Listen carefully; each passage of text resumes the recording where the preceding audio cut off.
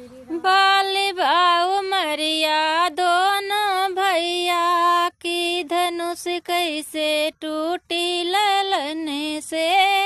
बाली बाऊ मरिया दोनों भैया की धनुष कैसे टूटी ललन से। के करे हवा तू ही बारे दुलारे हो। के करे हवा तू ही बारे दुलारे हो।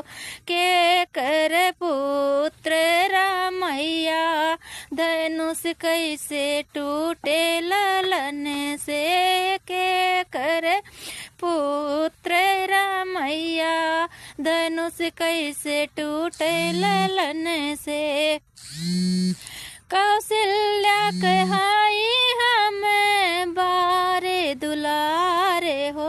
माता कौशल्या के बारे दुलारे हो। दशरथ के पुत्र कन्हैया धनुष कैसे टूटे ललन से।